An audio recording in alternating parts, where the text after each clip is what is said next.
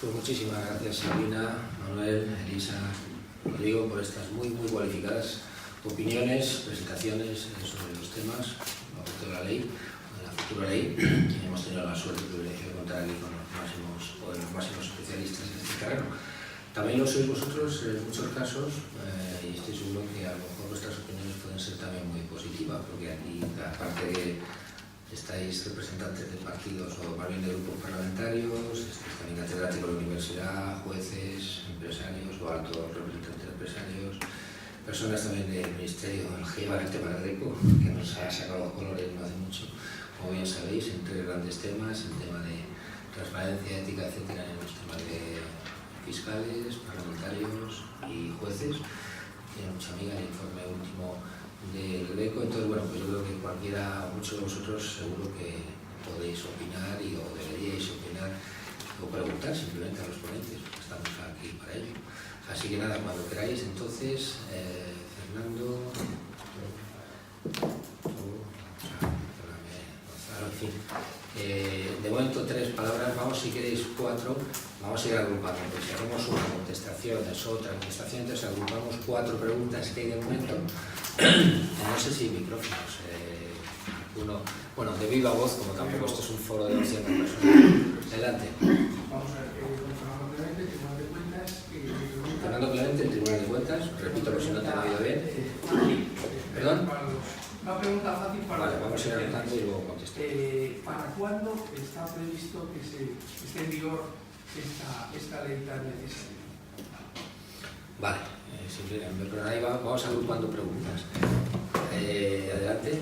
Sí, Spinosa Monteros, vamos, yo no me acordaba el nombre de pila, pero Spinosa Monteros. Soy Javier Vega de Seoane. Digo, Vega de los Seoane y presidente del Consejo de los Empresarios. Efectivamente. Además nos han invitado y le agradezco mucho pues, a su aniversario y bueno, pues, son personas que en el mundo de las empresas pues, son con referencia. Adelante. Muy bien, yo he echado de menos en todas vuestras reflexiones el tema de la educación, porque yo creo que los comportamientos incorrectos, inadecuados, corruptos, pues vienen de ahí, vienen de la educación, porque en la educación los niños están en un ambiente donde bueno, pues el que se escaquea, el pícaro, pues es el más popular de la clase, y luego claro, el pícaro cuando llega a la vida real, pues esa picaresca se convierte en corrupción, ¿no? Nosotros hemos hecho recientemente un análisis, que yo os recomiendo, que no sé quién debe de hacerlo, ¿no? Pero hemos hecho un análisis sobre cómo trata la figura del empresario los libros de texto del bachillerato, ¿eh? Y quizás sería bueno que hiciéramos un análisis también de cómo se tratan estas cosas en los libros de texto del bachillerato. Todos recordáis que Schumpeter decía que el hombre es la combinación de una madre y un bachillerato, ¿eh? Y realmente lo que aprendemos en casa y en la escuela, esos principios, esos valores, yo creo que determinan el comportamiento de las personas y con independencia de que luego pues haya reglamentaciones, haya leyes, haya sanciones, haya sistemas de prevención, es muy importante que los principios sean buenos, ¿eh? Y a mí me parece que muchos de los problemas que tenemos en el sur de Europa, porque si nos comparamos con los países centrales y los del norte, creo que los comportamientos en general en este tipo de temas son mejores, evidentemente porque hay más transparencia, pero porque yo creo que también el sistema educativo cuida mejor estos temas, estos principios, ¿no? Es una primera reflexión que me gustaría que me comentaseis. Luego, otra cosa, me ha parecido entender, porque yo la ley no me la he leído, el proyecto de ley no me lo he leído, pero me ha parecido entender que vosotros decís que fundamentalmente esto va dirigido a los políticos y a los administradores públicos. Funcionarios públicos, ha dicho Elisa, me parece. Sí, me ha parecido entender. Es corrupción en el sector público. Sí, el otro día a mí me fastidió un poco porque me decían, hombre, los empresarios siempre salís de rositas, ¿eh? Porque al final, oye, pues en estos casos, pues hay unos señores pues, que tienen sus delitos prescritos, no les pasa nada y las empresas no les pasa nada, ¿eh? Yo creo que sería sano, desde luego, que el empresario, el directivo y la empresa que se comporta mal tenga sus sanciones. Y que aquellas empresas que tienen comportamientos corruptos pues, por ejemplo, no pudieran contratar con la administración, que tuvieran sanciones de este tipo, con independencia de las sanciones de las personas que puedan tener comportamientos corruptos, ¿no? Entonces, me gustaría que contarais cómo tratan estas cosas, cómo se trata a los profesionales de las empresas privadas y a las propias empresas, cómo se les trata en esta ley. Pues muchas gracias, Javier Vedasovane, por los dos temas que ha sacado a colación, muy importante, la educación y, vamos a decir así, la prevención de la corrupción en el sector privado, empresarial, etc. Bueno, pasamos a la tercera pregunta, que tenías tú, Gonzalo Postigo, de la Confederación Intersindical del Rico. Ah, sí, sobre la marcha de los micrófonos.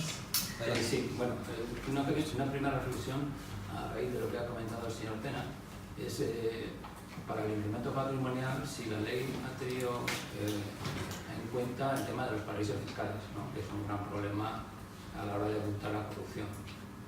Otra segunda cuestión, a la hora de la instrucción y de alargar la instrucción todo lo posible, sobre todo por las defensas de los culpables en teoría, es que se recurre todo.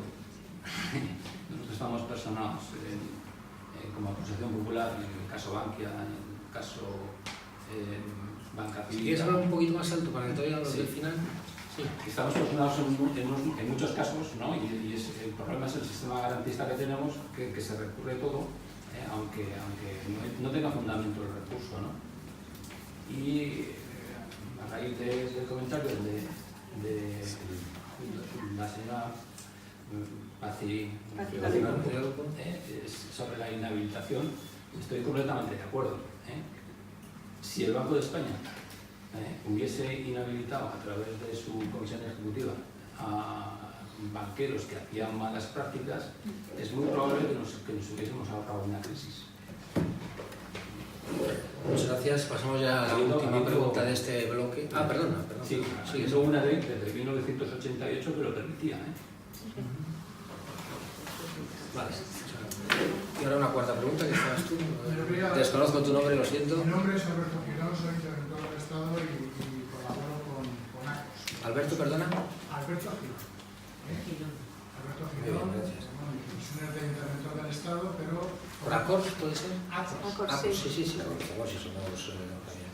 Pero muchas gracias. Además, adelante. Bueno, entonces, la primera reflexión es que comparto la opinión de la señora Pazzi en el sentido que me parece que en esta ley no se contemplan los aspectos productivos.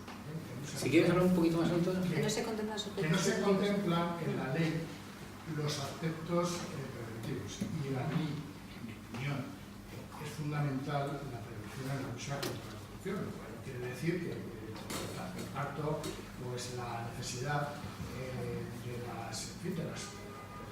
que dice la ley respecto a la protección del denunciante, por ejemplo, o de las funciones de la autoridad independiente de integridad pública, pero me parece que queda muy cojo, sobre todo cuando se llama ley integral, porque no está integrada. Y otra cosa que no tiene nada que ver, pero que ya no es una reflexión, sino una pregunta. Leo las funciones de la autoridad independiente de la integridad pública, la proposición de ley, desconozco si hay enmiendas para modificar esto. Me parece que algunas de las funciones de la autoridad independiente de integridad pública solo alcanzan a la administración, pero no alcanzan al menos a una parte muy importante del sector público empresarial. Leo concretamente el artículo 8, el apartado D, que habla de la investigación y de la inspección, de determinadas acciones o determinados conflictos de interés, etc. Y se refiere a el sujeto que son los altos cargos de la Administración General del Estado. Por ejemplo, los presidentes y directivos de las sociedades mercantiles públicas no son altos cargos de la Administración del Estado. Y no solo ahí, sino que en el apartado se refiere a informar, resolver con carácter vinculante sobre la identidad de las personas que vayan a ser cargo, efectivamente habla de altos cargos, pero sin embargo se obvia a, digamos, directivos del sector público empresarial cuando, no me refiero concretamente solo a la administración del Estado, sino que muchísimos de los casos de corrupción que hay en las sociedades mercantiles, no solo del Estado, sino de las comunidades autónomas, ayuntamientos, etc., se producen en las sociedades mercantiles. ¿Y por qué se producen en las sociedades mercantiles? Bueno, hay muchas causas, pero una de ellas, en mi opinión, es porque no existen los controles de la administración pública. Entonces, me gustaría saber si este asunto pues ha sido objeto de debate, ha sido de algún modo propuesto que se corrija en las enmiendas que han presentado los distintos partidos políticos. Bueno, pues muchísimas gracias a Fernando, Miguel, Gonzalo, Alberto por vuestras preguntas que vamos a pasar a contestar, digamos. Una última pregunta que tenemos un espectador de la transmisión en vivo. Bueno, pues la metemos también en el bloque este. Pregunta, ¿el tema del incremento patrimonial no justificado tiene algo que ver con la legitimación de ganancias ilícitas? Y si la primera vulneraría qué tipos de derechos. ¿Puedes repetirlo un poquito más de El frente? tema del incremento patrimonial no justificado tiene algo que ver con la legitimación de ganancias ilícitas. Y si la primera, o sea, el incremento patrimonial no justificado, vulneraría qué tipo de derechos. Muy bien, ¿cómo se llama el responsable? De Israel Lander Claros. Vale, pues muchas gracias. Entonces pasamos a las contestaciones por parte de los miembros de la mesa. La verdad es que quien ha pedido primero ha sido Elisa y luego, pero vamos, los cuatro van a poder contestar, si puede ser de forma breve, para que haya tiempo para algunas intervenciones más, a las preguntas que ellos deseen de las cuatro que se han planteado aquí. ¿Vale? Adelante, Elisa. Sí, bueno, empiezo por la fácil. ¿Para cuándo? He hecho esta misma pregunta hoy, me han dicho marzo, abril. Bueno, esperemos tenerlo por lo menos para el verano, ¿no? Y además yo sé que a ti te interesa de forma directa. En relación con otras cuestiones, en relación con el tema de la educación, sí que he hecho alguna referencia, porque claro, hay un problema de cultura, ¿no? Y cómo cambiar esa cultura. Desde luego la escuela es fenomenal, pero claro, la escuela lleva tiempo. Entonces, nosotros precisamente, no tanto en esta ley, pero sí que lo hemos hecho desde la Fundación de Derecho, lo que queremos es cambiar un poco las personas de referencia. Y por eso no es casualidad que hemos dado premios a denunciantes de la corrupción, nuestros premios de derecho, el primer año y también el segundo año.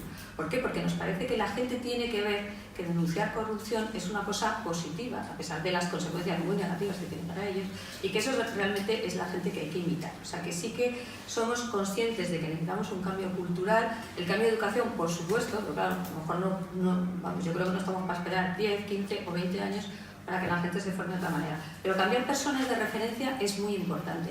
Cambiar también culturas en la organización, eso también es muy importante. Si de repente la gente empieza a ver que lo que denunciar la corrupción supone reconocimiento, no ya de los ciudadanos, que es fenomenal, sino de la propia organización, cambia mucho el punto de referencia. Eso es un poco lo que estamos intentando. Es verdad que todavía cuesta, porque realmente ahora mismo el denunciante se siente solo, se siente acosado, siente que le va mal. Si cambiamos un poco esa mentalidad, y la ley yo creo que es un paso en esa dirección, de forma que el denunciante es una figura reconocida y protegida, estamos dando pasos muy importantes en el terreno de la educación. Empresas, sin duda, somos muy conscientes de que hay un corruptor y un corrompido, pero como decía al principio, hemos empezado por el sector público. Bueno, pues es un comienzo, no quiere decir que el sector privado no está, sí que además vía enmienda se ha ampliado, como he dicho al principio, para que también puedan denunciar, por ejemplo, contratistas de la administración, empresarios o empleados de empresas que contratan con la administración y ven malas prácticas, digamos, está ampliado, pero siempre que haya una relación con la administración. Por tanto, sí somos conscientes. ¿Alguna cuestión que has dicho? Por ejemplo, el tema de sancionar a empresas que hayan pagado sobornos, está ya la nueva ley de contratos, que es de noviembre, por tanto esto se está recogiendo en leyes específicas, que son las leyes de contratos, y como también he dicho al principio, la idea es ir ampliando todo esto también al sector privado, para que las denuncias dentro del sector privado que no tengan que ver con el sector público, porque tú te refieres a denuncias que tienen que ver con el sector público, estas estarían comprendidas dentro de esta ley. Es decir, una empresa o un empleado de una empresa que detecta alguna irregularidad en relación con alguna contratación en el sector público, sí que está amparado por la ley. Lo que no estaría amparado, digamos, son aquellas denuncias dentro del sector privado que tienen que ver con conductas que no están relacionadas con la administración. Por eso digo que estamos a medio camino, pero yo creo que en la dirección correcta. Y sí, somos conscientes que evidentemente el tema de las empresas es un tema pendiente en cuanto también esa necesidad de irse dando cuenta de que si alguien está corrompido es porque también hay alguien que le ha corrompido, ¿no? En relación con los controles preventivos, no puedo estar más de acuerdo. Perdón, una matización. Una empresa que se prueba que ha corrompido, ¿cuál es su sanción? El Código Penal. A ver, en esta ley ninguna, porque Claro, esta ley el Código Penal no va de eso. Pero no se le inhabilita para que contrate con la administración. En la nueva ley de contratos sí, en la nueva ley de contratos sí, ¿vale? Lo que pasa que otro problema, supongo que comentará Silvina, es los plazos que hay para una condena. Claro, es que hasta que te llega una condena, si es que te llega, porque claro, no todo llega a la vía penal, y en eso discrepo un poco con Silvina. Claro que hay denuncias falsas y claro que hay falsos testimonios, pero de eso a que llegue a la vía penal y haya una condena pasa mucho, ¿no? Controles preventivos, como digo, en eso sí que estoy totalmente de acuerdo con lo que se ha dicho. Los controles preventivos son fundamentales. Lo que pasa es que yo soy mucho más pesimista que Silvina. Yo creo que el control preventivo es una administración pública profesional y eficiente, incluido el sector público. Sin eso, de verdad que por mucho que hagamos... Ahora, esta yo creo que no es la ley de los controles preventivos.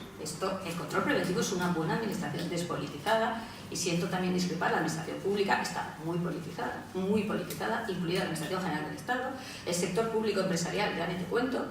Es decir, esto no es un problema de 4 ayuntamientos, esto es un problema muy general, y voy a poner un caso que lo suelo poner cuando la gente me dice no, esto no pasa en la Administración General del Estado. Bueno, nosotros el premio del año pasado fue a los denunciantes de Aquamed, una empresa pública del Ministerio de Agricultura, ¿vale? Por supuesto, un tema de sobrecostes, tal. Bueno, pero lo que nadie sabe es por qué estaba esa obra en el Ministerio de Agricultura. Yo lo cuento, el Ministerio de Agricultura podía perfectamente contratar esa obra, pero hizo una encomienda de gestión a la empresa pública por la sencilla razón de que ahí no iba a haber los controles que había en el Ministerio. ¿Pero de dónde nació la corrupción? La corrupción nacía del Ministerio, que sabía, no sé a qué nivel, que eso en el Ministerio no se podía hacer. Y entonces a una encomienda de gestión, a una sociedad que es mía, a un directivo que he puesto yo, y le digo, tú tienes que hacer eso. Por tanto, no nos engañemos demasiado, porque al final el problema es que lo que no se hace en un ministerio, porque no te va a dejar el interventor, no te va a dejar el abogado del Estado, no te va a dejar quien sea, se hace a través de una sociedad instrumental donde tú has colocado al directivo. Y donde, por supuesto, no hay interventores, no hay controles, y al técnico le echas cuando denuncia. Entonces, quiero decir que no nos engañemos demasiado pensando que esto pasa en unos sitios y no pasa en otros. Pasa, efectivamente, donde no hay controles de este tipo. Y los mejores controles son los funcionarios neutrales e independientes. Y no es un problema de entrar por oposición, es un problema después cómo se promociona. Y todos sabemos cómo se promociona en la administración. Entonces, claro, si no haces ciertas cosas, pues te vas a quedar en tu puesto tranquilamente, ¿no? Entonces yo creo que eso es importante no engañarse, porque coincido con los controles preventivos, pero coincido también con que el diagnóstico es que claro que tenemos una corrupción general a todos los niveles de la administración. Y yo creo que... y luego lo que apuntabas, conflicto de interés, o sea, ¿a qué se dirige la ley? Es que esto es importante, son cuestiones muy técnicas. La ley no trata de los controles preventivos, ¿vale? Porque esperemos que se traten en otras normas y sobre todo de forma más ambiciosa. Sí que hay un punto que hemos metido, y digo, cuando digo hemos, porque la Fundación ha impulsado mucho las medidas que sí nos parecía muy importante, que era el tema de los funcionarios de habilitación local, precisamente para que tengan mayor independencia con respecto a sus alcaldes y a sus concejales. Y también hay que decirlo, lo digo públicamente, que aquí hay enmiendas que proponen, quitar esta propuesta de que estos funcionarios sean más independientes de su controlador, ¿no? Siempre digo, el controlador no puede depender del controlador. Bueno, pues aquí hay enmiendas de grupos, de partidos, que dicen que no hay que tocarlo, y que el alcalde pues no necesita que le vigilen ni le controlen, para que sepamos todos, ¿no? Pero es verdad que es un tema muy, muy amplio y que nos llevaría muy lejos. Otras cuestiones se refieren solo a la Administración General del Estado, en primer lugar porque tenemos un Estado muy complejo y nosotros ya tenemos muchas leyes de lucha contra la corrupción a nivel regional, no lo he dicho, pero bueno, hay unas cuantas, hay alguna también en tramitación, y por tanto hay unas competencias autonómicas y unos organismos autonómicos que hay que respetar, incluso porque para darle la protección a ciertos denunciantes tendrá que dar la administración competente, porque claro, si tú le dices que le vas a trasladar el puesto de trabajo, que le vas a dar una serie de tal, eso lo tiene que hacer tu administración, para la que trabajas, ¿no? Por tanto, hay temas un poco técnicos que explican por qué aquí básicamente, efectivamente, hablamos de administración general y de funcionarios y altos cargos. Pero sí que la ley se refiere a todo el sector público, ¿vale? No es solo para funcionarios y empleados públicos, es todo el sector público. Y en el tema de conflicto de intereses que has leído, es que también es una cuestión técnica. Aquí lo que se hace es suprimir la oficina de conflicto de intereses, que aprovecho para decir, que lo he dicho también públicamente y en esta misma sala, que no funciona en absoluto, oficina de conflicto de intereses de la Administración General del Estado, y, digamos, se integran sus funciones aquí. Por eso se refiere a los altos cargos de la Administración General del Estado, porque, digamos, se queda con esas funciones de la oficina de conflicto de intereses. No sé si me he entendido mucho. ¿Cuándo estará la ley? ¿Cuándo estará la ley? ¿Quieres tú? Marzo, abril han dicho, pero vamos, yo he dicho a lo mejor para junio, pero bueno, sí. Vamos a hacer una horquilla entre marzo. Bueno, sigue el turno. Silvina me había pedido también, como Manuel en principio declina de momento en este turno, y luego también Rodrigo. Sí, pues Rodrigo, lo que queráis. Bueno, Rodrigo, adelante. Por seguir el orden también que hemos... Sí. Bueno, en relación con el tema del enriquecimiento patrimonial, hay que, en primer lugar, me gustaría destacar que nos guste o no nos guste, lo cierto es que en el derecho europeo actual cada vez más tipos, cada vez más alejados de la culpabilidad. O sea, en Francia tenemos casos objetivos, infracciones materiales, como lo denominan ellos, en Inglaterra supuestos de strict liability, en Estados Unidos ni digamos, casos donde no se exige el mens rea para nada. Y entonces este caso concreto es un caso que no es que haya una presunción de culpabilidad en sentido técnico, pero sí la hay evidente en un sentido vulgar y material clarísimo. Es decir, son supuestos donde, que además son casos que tienen bastante reflejo en el derecho español actual, el supuesto de los delitos de riesgo, de retención ilegal, el supuesto de consumo de drogas, la diferencia entre consumo y tráfico. Son casos en donde a ti te prueban un hecho y se te ha caído el pelo si no pruebas que ese hecho no ocurre. Es decir, a mí ya es que me da igual la culpabilidad. Es decir, evidentemente en el fondo es porque se presume que usted es culpable. Es decir, si usted tiene un ático en Marbella o en Estepona y no puede demostrar de dónde ha salido ese ático ni los rendimientos que le permiten justificarlo, si yo no voy a presumir que usted haya cometido un delito de cohecho, si es que me da igual, yo le condeno penalmente. Evidentemente, ¿cuál es en el fondo el fundamento que hay detrás? Pues evidentemente que sospechamos de dónde ha salido el dinero. Pero que usted puede romper esa presunción, que no es de culpabilidad estricto sensu, pero sí evidente en el fondo, demostrando que el hecho no ha concurrido. Y como digo, es que eso está sancionado en un montón de... Incluso que tenemos rastros de eso en nuestro derecho actual y en Europa, y además es que es algo que, como digo, el Tribunal Europeo de Derechos Humanos ha reconocido, siempre que tú puedas demostrar que ese hecho no ha concurrido efectivamente, ¿no? Entonces, ¿qué pasa con los paraísos fiscales? Bueno, pues evidentemente lo que comentaba antes, es decir, si tú puedes demostrar ese incremento patrimonial allí donde esté, pues se te va a aplicar la correspondiente sanción. Que efectivamente resulte que no hay normas para combatir los paraísos fiscales, pues sí, claro, porque es que eso ya está a un nivel en donde ya se necesita una estrategia a nivel internacional que esta ley evidentemente pues no puede afrontar, pero eso es así. Luego el tema de la instrucción, claro, ocurre efectivamente que existe una enorme falta de equilibrio entre las armas que tienen unos y otros. Es decir, los corruptos bien organizados pues cuentan con un ejército de abogados que conocen todas las triquiñuelas de la dilación procesal posible, ¿no?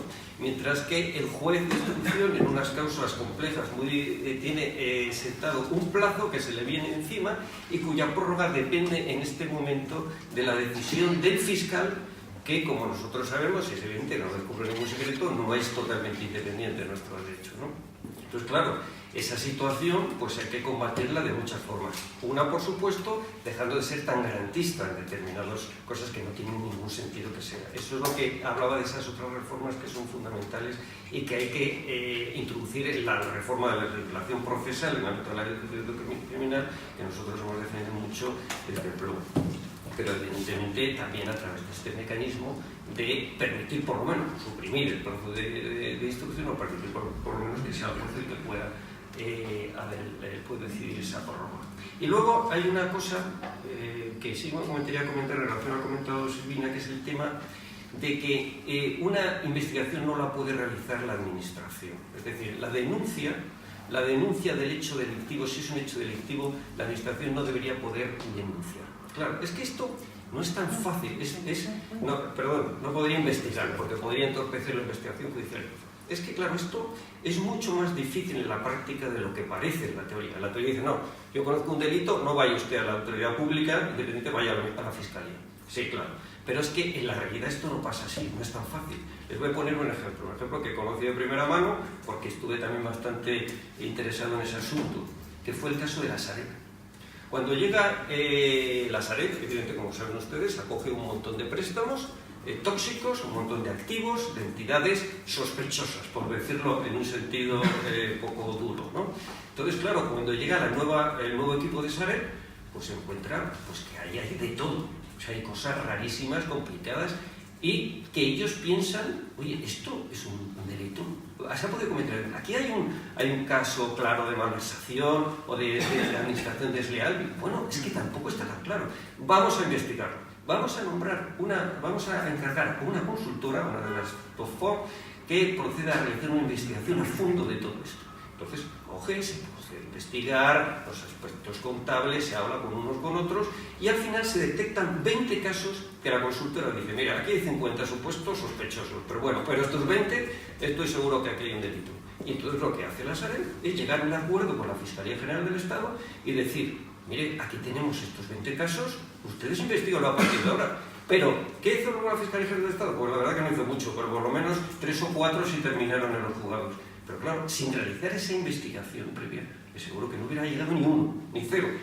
Porque evidentemente, son casos complejos que no se sabe. Además, llega una denuncia, un funcionario dice, aquí hay algo raro, pero yo no sé si esto es un delito, ¿no? Oiga, yo le digo que a mí me chirría esto. Usted investígalo. Y claro, es evidente que puede ocurrir que la administración, al realizar su actividad, pues termine fastidiando a alguien, termine contaminando con la prueba, termine fastidiando la investigación de un juzgado que está investigando ese mismo caso y que nadie sabe que lo está haciendo y rompiendo el principio de secreto y confidencialidad. Claro que sí, pero es que esto, como todo en la vida, esto es un tema de costes-beneficios. Es un tema de dónde queremos buscar el equilibrio. Vamos a fastidiar 2 casos, pero vamos a sacar 100 para los fiscales, que los investigan cuando llegue el caso y se lo vamos a pasar.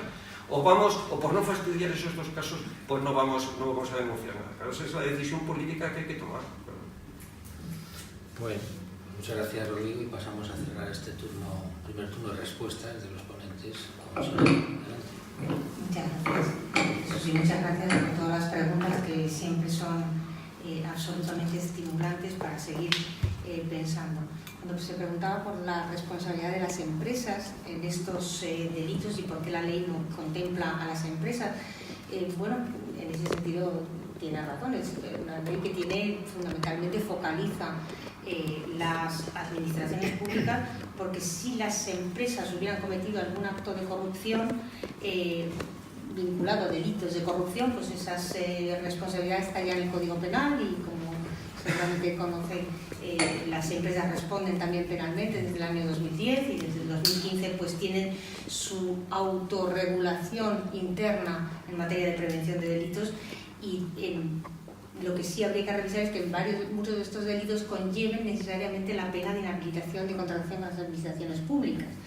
Lo tienen algunos, no lo tienen todos, y entonces a lo mejor habría que revisar, justamente incorporar en algunos otros delitos también, pero la mayoría tiene contemplada esa pena.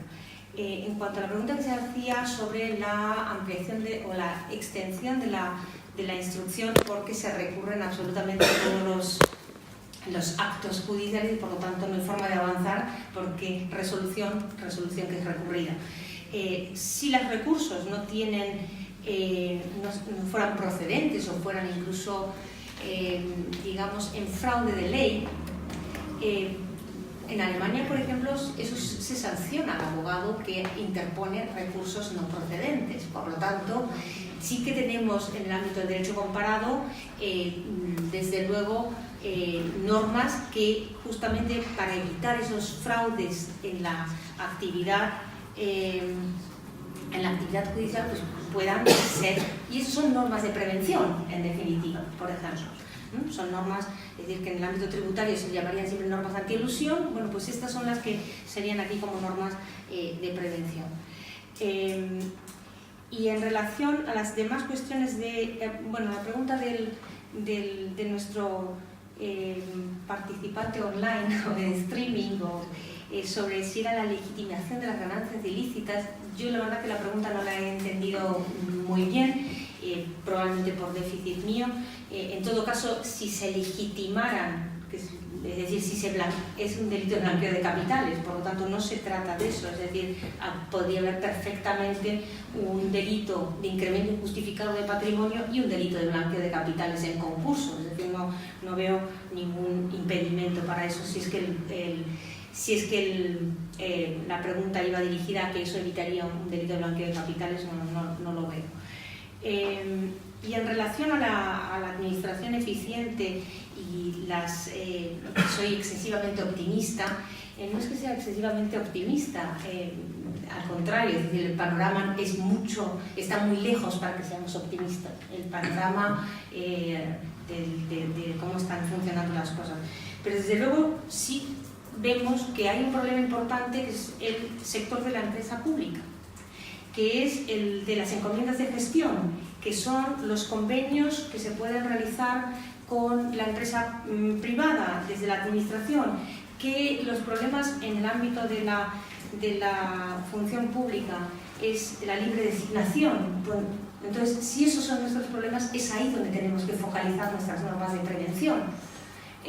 Y a eso me refería cuando creo que hay que focalizar la normativa en el ámbito de prevención, porque desde luego solamente podemos tener una administración eficiente si hay una normativa que se pueda automatizar y sea realmente que evite todas estas situaciones en las que nos vemos. Es decir, si se prohíbe realmente encomiendas de gestión, o las encomiendas de gestión que a veces son necesarias para agilizar determinado tipo de actuaciones en el ámbito de la administración, están reguladas con un rigor que hoy en la actualidad no lo están. Si la composición de un consejo de administración de una empresa pública tiene unas características distintas a las que tiene actualmente, evidentemente esto no es una cuestión de una varita mágica que vamos a lograr con una sola medida o con alguna medida. Por eso entiendo que las medidas tienen que ser transversales, que son muchísimos ámbitos donde en este momento hay problemas para resolverlos, y que por eso digo que la ley es una buena iniciativa y es un buen comienzo, pero tenemos que focalizar y defender con microscopio aquellas situaciones en donde están realmente cada uno de estos conflictos. Dos cuestiones más, el delito, por volver al delito de incremento del patrimonio ilícito. Efectivamente existen los que denominamos delitos de tenencia. Son delitos como el delito de blanqueo de capitales, que en este momento castiga la posesión misma del producto de un delito. Es decir, un señor se dedica al tráfico de estupefacientes y no solamente ya el dinero que obtiene de ese dinero, ya solamente la tenencia del dinero es blanqueo de capitales, aunque no lo haya logrado introducir en el circuito económico, aunque no se haya comprado ni siquiera una chocolatina en el kiosco de la esquina. Es decir, ya es constitutivo de blanqueo de capitales. Eso no significa que los delitos de tenencia, que sin lugar a duda muy cuestionados en la doctrina, precisamente porque están muy al límite del principio de culpabilidad, pues tengamos algunos escasos ejemplos en el Código Penal. Y en Alemania también, es decir, en Francia, es verdad, existe un derecho penal que es bastante atípico para el derecho continental europeo en ese sentido. Es más, de corte anglosajón, por así decirlo, en lo que es su código penal, y desde luego en el derecho anglosajón existe, pero porque no tienen las mismas principios por los que se rige nuestro derecho penal. Por lo tanto, desde luego, prescindir del principio del hecho y del principio de culpabilidad me parece que es inviable en nuestro derecho penal. Otra cosa es que diseñemos y el legislador haga una descripción de la conducta típica con todo el rigor que exige el principio de legalidad, atendiendo al hecho concreto, y por lo tanto no me parece inviable tener un delito de incremento no justificado de patrimonio que respete el principio de culpabilidad, porque en ese sentido sería la presunción de un hecho que habría que revertir. Pero no es un problema de culpabilidad, es decir, aunque parezca sea muy parecido, la culpabilidad habría que probarla en todo caso. Y me parece que si nos vamos a poner en un derecho penal en el cual no respetemos la gravedad del hecho y la gravedad de la culpabilidad, y en ese sentido las penas sean acordes a la gravedad de ese hecho, tendremos una sociedad que no tiene claro cuáles son todos sus valores, y al fin y al cabo pues hay que el Código Penal es de alguna manera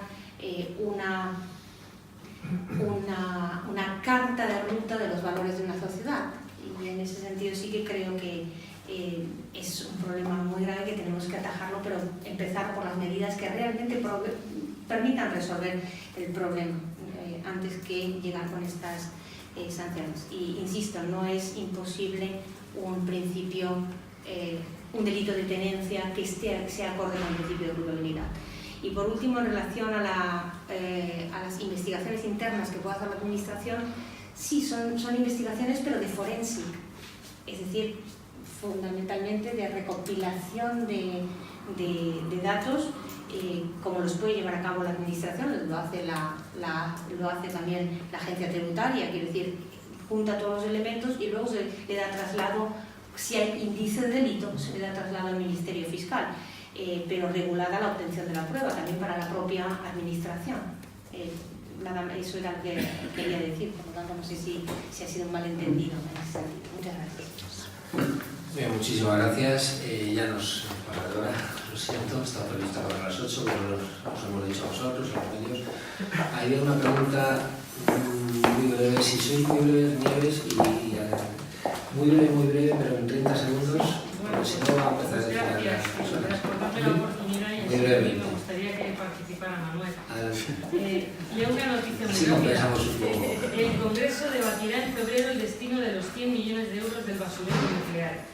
El PSOE quiere saber si el marido de Cospedal está o no detrás de alguna adjudicación. Se van a dedicar en el Congreso a pegarse de bofetadas para saber dónde ha ido ese dinero o qué ha pasado, más que hablar del hecho en sí. Mi pregunta, mi reflexión es la ineficiencia económica, proyecto Castor, proyecto ATC, túneles de la cordillera cantábrica que están ahí y que son miles de millones de euros, ¿es realmente corrupción? Pregunto. Que conteste Manuel en todo caso, No sé, pero también tú tenías... asociado a una democracia. Y la pregunta y la respuesta, Manuel, lo haría muy breve, por favor, para cumplir los compromisos. No, pero adelante, tú tenías una pregunta, perdona, ¿quién eres? Mi nombre es Miguel Calvo, soy miembro de la sección de Derechos Civiles de la Ateneo de Madrid. La Ateneo, muy bien, adelante, muy brevemente también. Entonces, voy a hacer una serie de ellos, señor empresario. Yo le diría que en este país no se hablaba de responsabilidad social corporativa. Y es evidente que ha sido un movimiento cultural, pero un movimiento cultural que ha evitado el empleo de mano de obra infantil, deslocalizada fuera de España, la contaminación y muchas más cosas. Es evidente que esta ley también es un avance cultural. Sigo con mi reflexión. Si puede ser la pregunta ya, por favor, No, perdone, es que va hilado una cosa con la otra. Bueno, pero muy brevemente, por favor. La señora Arizmendi ha fallecido hace ya 3 meses, presidenta del Consejo de la Transparencia y Buen Gobierno de España. Todavía no tenemos presidente. Esa es una realidad. Y era un órgano independiente. Mi pregunta es, ustedes han hablado de que se va a hacer una agencia de la integridad. ¿De quién va a depender? El Consejo de la Transparencia y Buen Gobierno de España, nada más que rinde cuentas en el Congreso, aunque le pague el señor Montoro. ¿Bien? Su salario. Por último, en España hay 8.122 ayuntamientos según el INE, cada uno con su interventor y su secretario, en el que aparecen miles de notas de reparos según el Tribunal de Cuentas. Si dicen ustedes, como los he oído que dice la ley, que los empleados públicos están por ley obligados a denunciar cualquier cosa que no ven adecuada a derecho, yo no veo muchos interventores ni muchos secretarios de los 8.122 ayuntamientos denunciando. Y todos sabemos todos los delitos urbanísticos que ha habido, no en todos, en muchos de los 8.122 ayuntamientos. Y con esto ya acabo. Me preocupa mucho por las noticias que estamos oyendo, los delitos, por lo último de Valencia, que han prescrito los delitos. Entonces, prescripción y indultos es la mejor manera de premiar a los corruptos.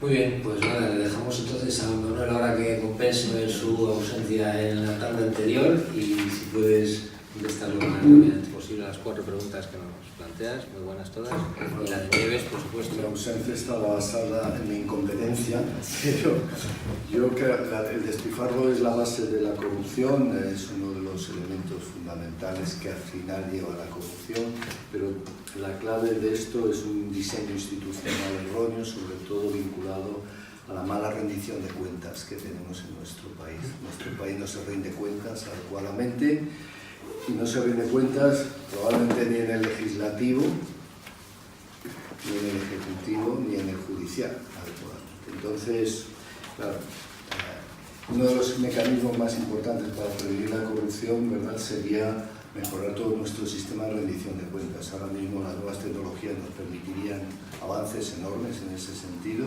y yo creo que sin lugar a dudas hay que seguir por ese camino. El Open Government, el gobierno abierto, todo esto, la posibilidad de que con los Big Data empecemos a controlar cómo se mueve el dinero, dónde se gasta más, dónde se gasta menos, por qué se gasta de una forma y de otra, yo creo que hay un camino enorme. Y luego yo, sobre los órganos independientes, lo que demuestra el caso de mi querida amiga Esther Mendy es que no es el órgano el que es independiente, son las personas. Al final puedes tener un órgano que pretendía estar bastante controlado y llega una persona independiente y lo hace independiente.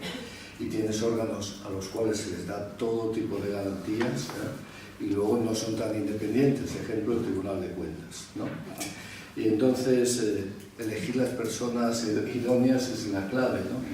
Y eso es una responsabilidad política, ¿no? Y luego es evidente que no se denuncia, muchos interventores pueden haber visto cosas en los municipios, etcétera, y no denuncian, muchos secretarios a lo mejor también, no lo sé, pero es que a los que denuncian su vida es un infierno.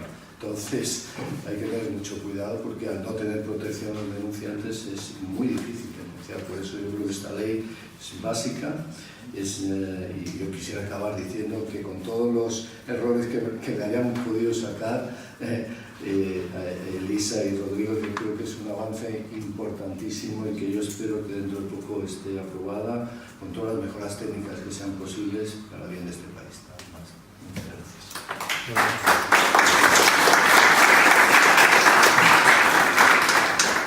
Bueno, pues esperemos que en definitiva haya sido esta mesa redonda y esta sesión útil para todos nosotros, para los que nos han visto a distancia y bueno, pues nos vemos en próximas ocasiones. Muchísimas gracias por venir, muchísimas gracias a los ponentes, a los preguntantes, así que hasta la próxima. Gracias.